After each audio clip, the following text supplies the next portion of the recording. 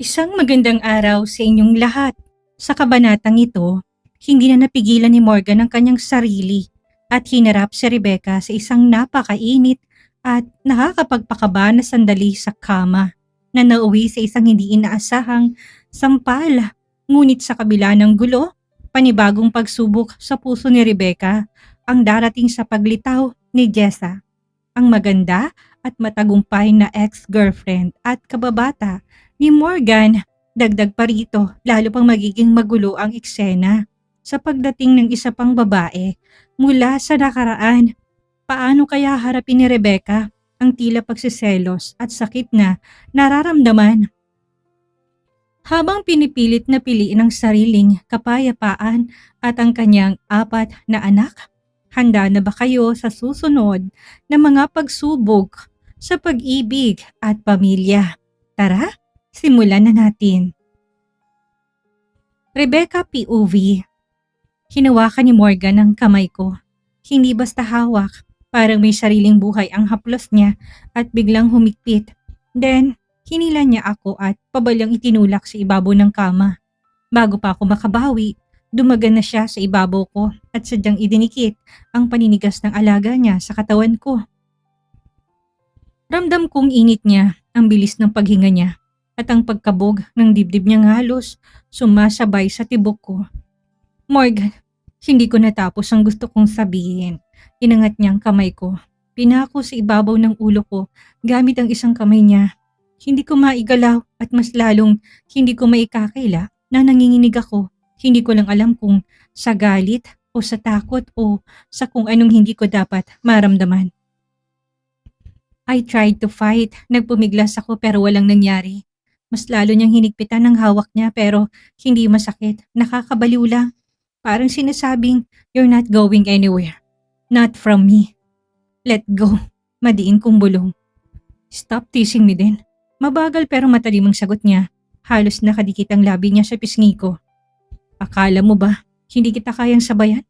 Pinilit kong itaas ang baba ko. Pinilit kong maging matapang kahit ramdam kong nanginginit ang buong katawan ko. "I wasn't teasing you," sagot ko. Kahit alam naming pareho, nakakasinungalingan yun. Napangisi siya, parang alam niya lahat ang tinatago kong kahinaan. "Really? Then, bakit ka nanginginig ngayon?" "I'm not." Tanggi ko kaagad pero nanginig ang boses ko. "Damn it." Tumingin siya ng diretso sa mga mata ko na parang hinuhukay niyang pinakatago kong parte. "Rebecca."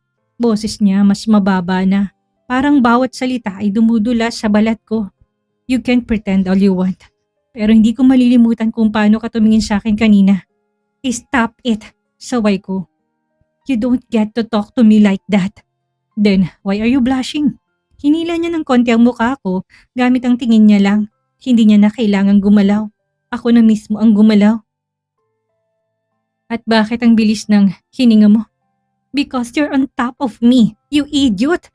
Halos pasigaw kong sagot pero hindi ako makawala. "Kaya ako humihinga ng mabilis." He chuckled. Kung ayaw mong maapektuhan, nilapit niya na ang katawan niya hanggang sa halos magdikit ang ilong namin. "Then stop looking at me like you want me to kiss you." "I don't." "Yes, you do." Parang may sumabog na init sa dibdib ko. Gusto kong itulak siya. Gusto ko siyang sampalin. Gusto ko siyang... Napatingin ako sa mapupula at namamasang labi ni Morgan.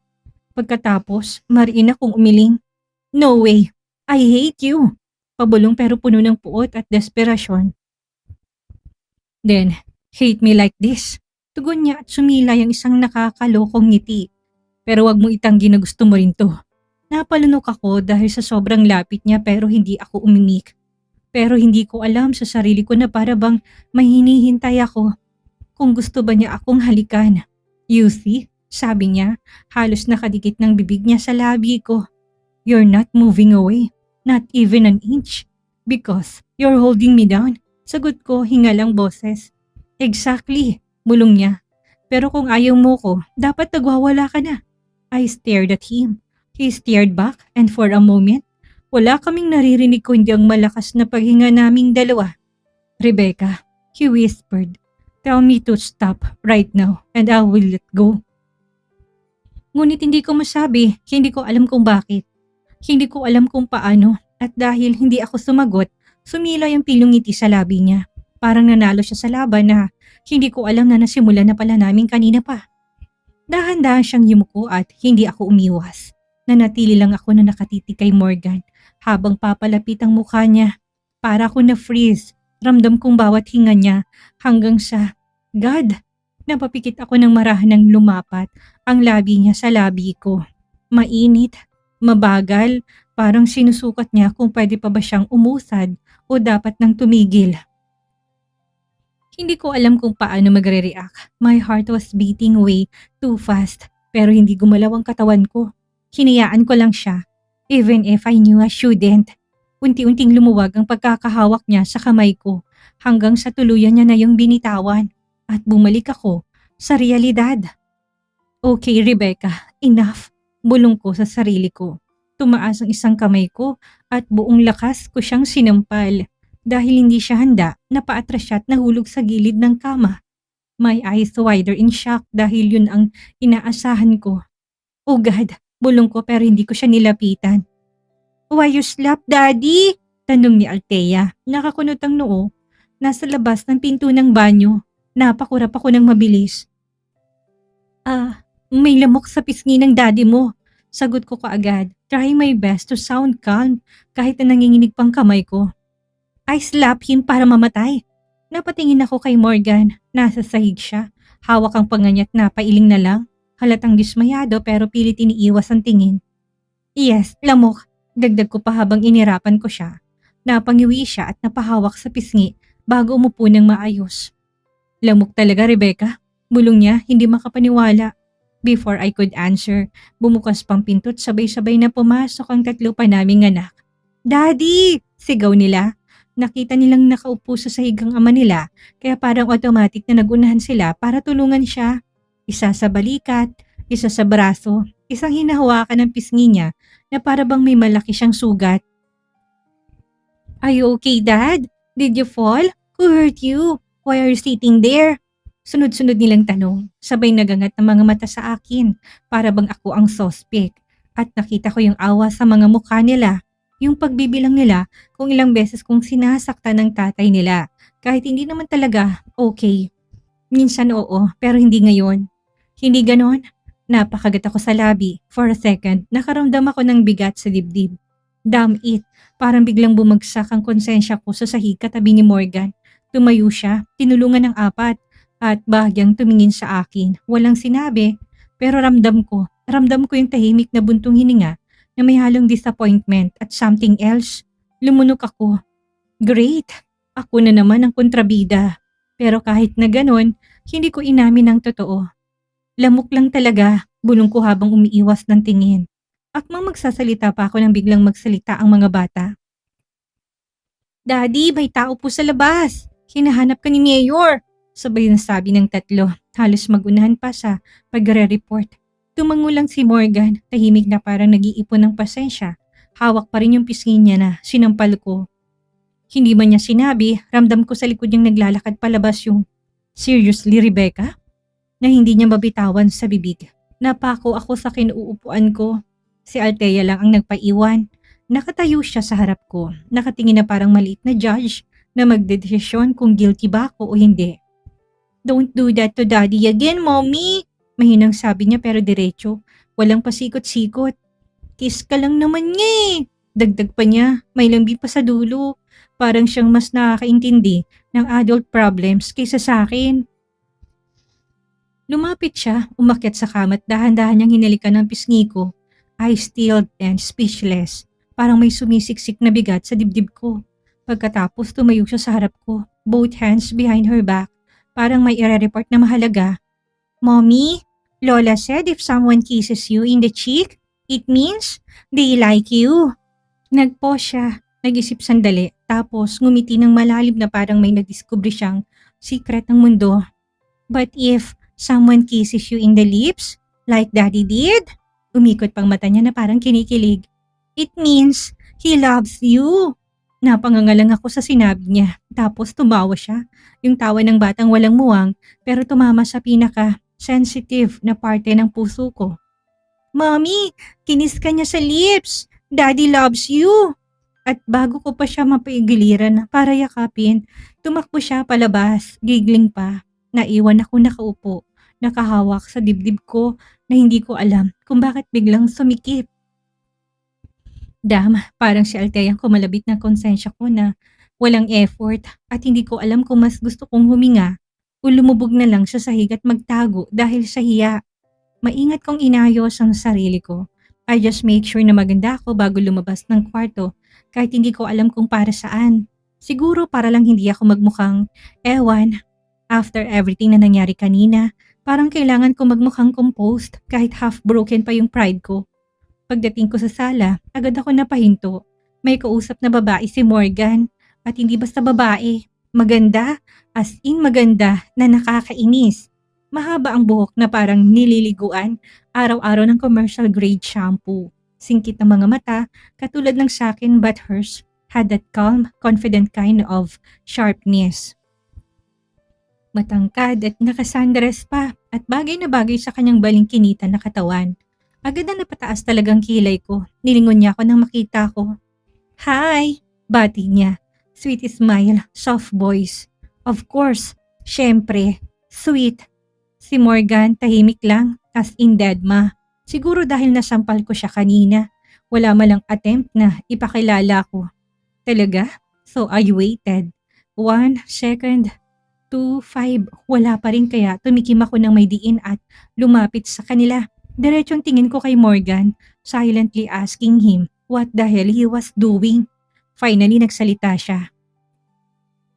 She's Rebecca, the mother of my quadruplets. Casual, walang tone at walang emosyon. Parang pinakilala niya lang ako.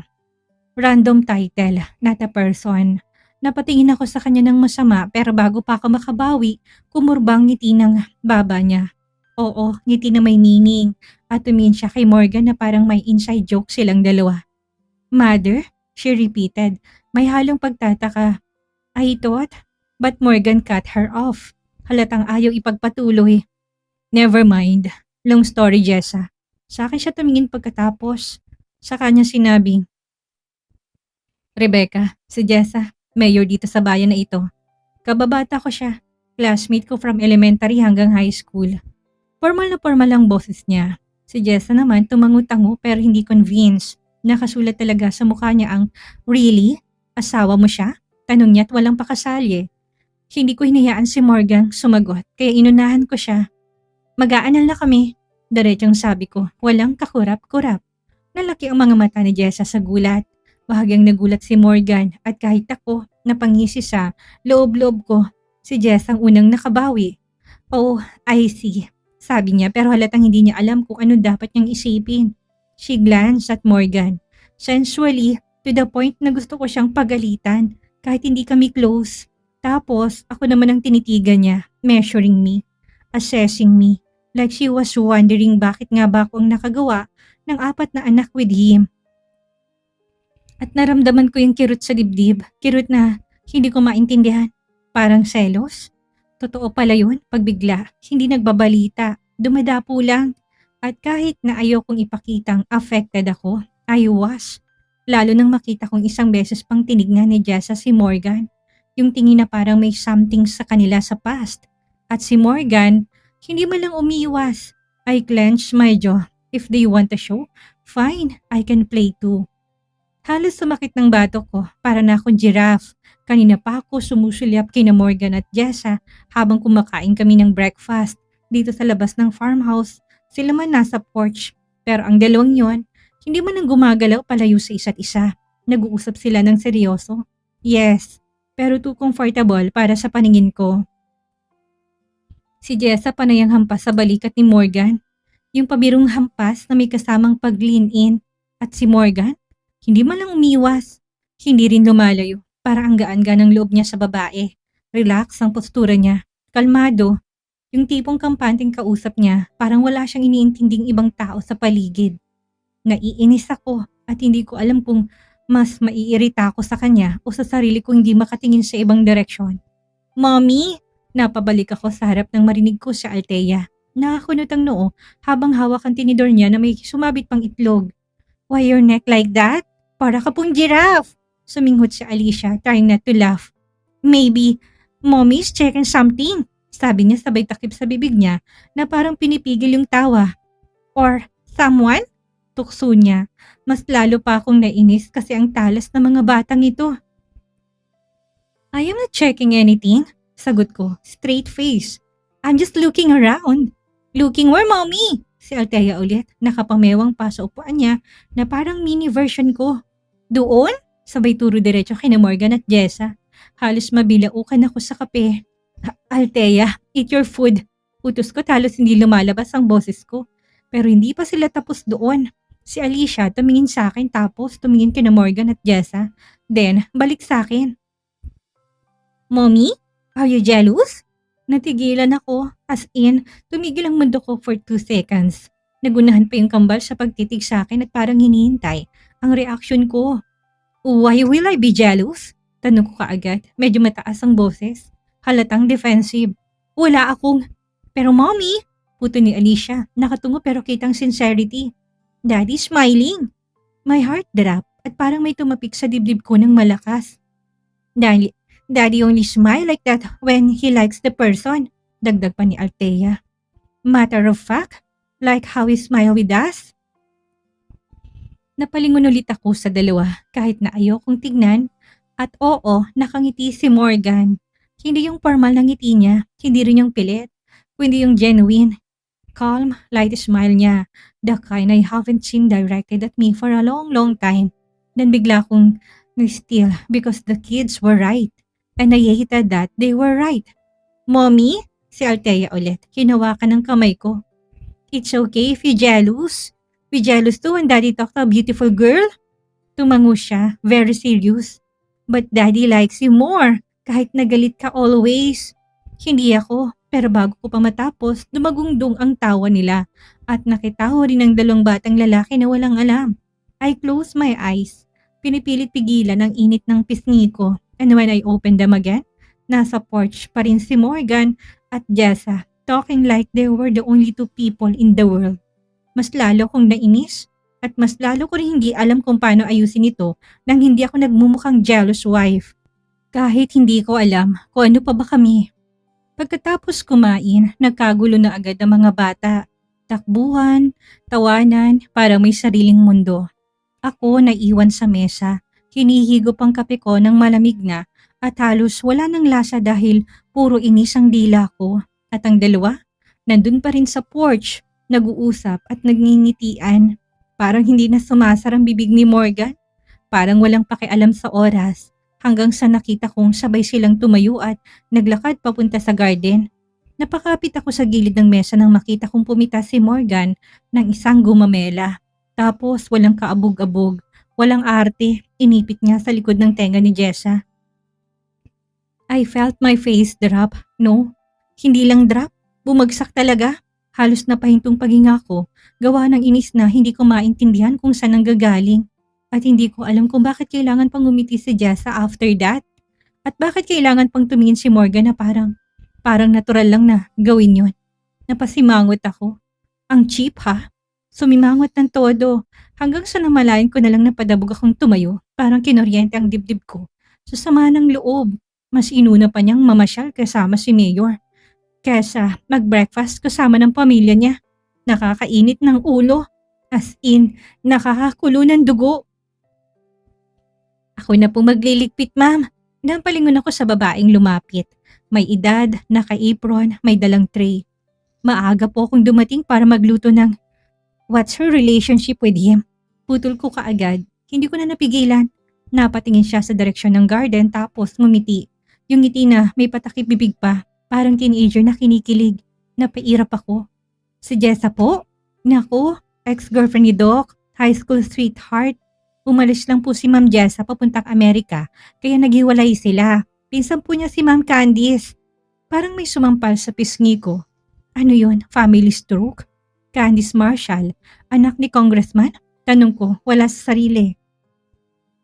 Opo, at doktor din po si Ma'am Jessa, pero masino na niyang pagiging mayor. The best mayor po sa buong bayan. Proud pang dagdag niya. Doktor na mayor?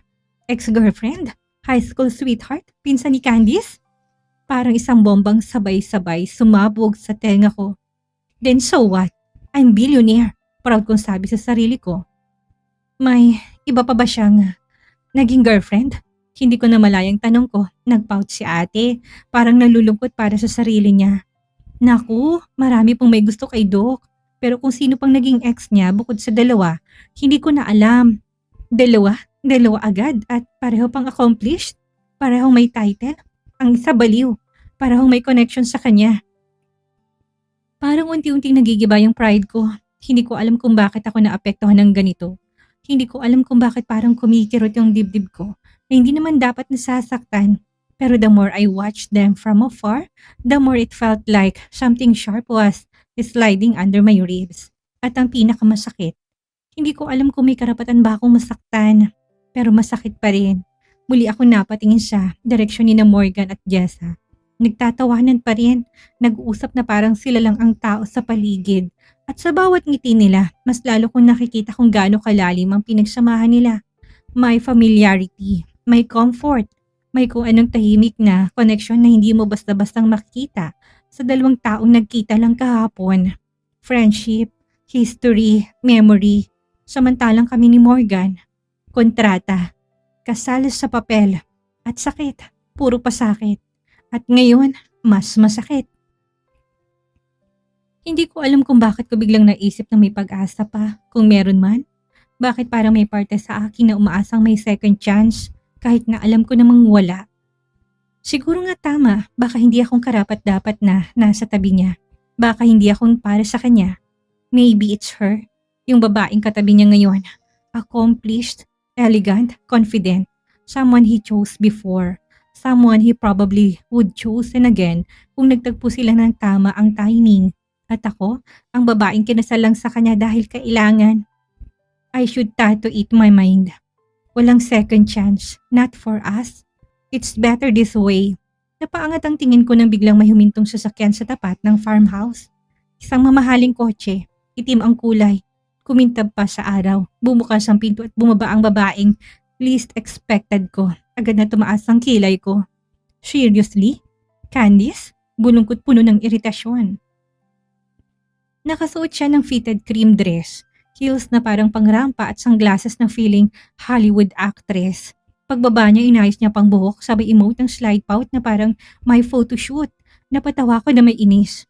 What the? Seriously? Halos pabulong ko. Pero may halong tawa ng disbelief.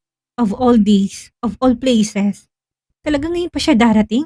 At ang pinaka nakakainis, habang nakatingin ako sa kanya, all I could think was, kung sina Jess at Morgan ay may deep history, si Candice naman ang babaeng pumalit. At ngayong magkasabay silang nandito, parang gusto ko na talagang magtali ng lubid sa leeg ni Cupid at sabihin, anong kalokohan tong romance art na binigay mo sa akin ha? At hindi ko alam kung ano magiging reaction ko dahil parang ginagago na talaga ako ng universe. I chuckled, a bitter quiet laugh na ako lang ang nakarinig. Tama lang, mas may saysay pa na ipaglaban ko mga bata kaysa isabay ko pa si Morgan sa buhay ko. Magulo na ngang mundo niya, bakit ko pa hayaang madamay ako? I shook my head. I don't need that kind of chaos. Not anymore. For being with him, God, it always felt like stepping inside a burning house.